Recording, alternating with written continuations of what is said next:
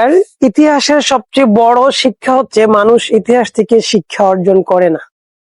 আজকের জগন্নাথ বিশ্ববিদ্যালয় শিবিরের ক্যান্ডিডেটের স্ত্রীকে নিয়ে তথাকথিত ছাত্রদল যে অপমান অপদস্থ করেছে, সেম ওয়েতে তাদের সহোদর ভাই আপার সোনার সন্তানেরা ছাত্রলীগ এই কাজগুলো করত। আজকের ছাত্রদল যে কাজগুলো করেছে, আজকে সিলেটের সে এমসি কলেজের কথা মনে আছে? হাজব্যান্ড ওয়াইফ ঘুরতে গিয়েছিল, সেখানে হাজব্যান্ডকে গাছের সাথে বেঁধে ছাত্রলীগের আপার সে সোনার সন্তানেরা, ছাত্রলীগের ছেলেরা হাজব্যান্ডকে গাছের সাথে বেঁধে তার স্ত্রীকে পালাক্রমে ধর্ষণ করেছে।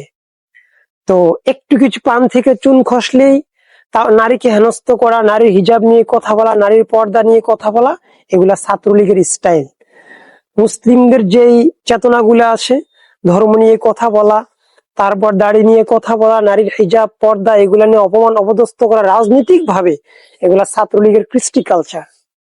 তো এই কৃষ্টি কালচার যদি, এই মনোভাব থেকে যদি আজকে ছাত্রদল বেরিয়ে আসতে না পারে, ওদের সহোদর ভাইদের যে অবস্থা হয়েছে, দেশ ছাড়তে বাধ্য হয়েছে, তো ওদের একই অবস্থা হবে আজ অথবা কাল। আমরা ওদের শত্রু না।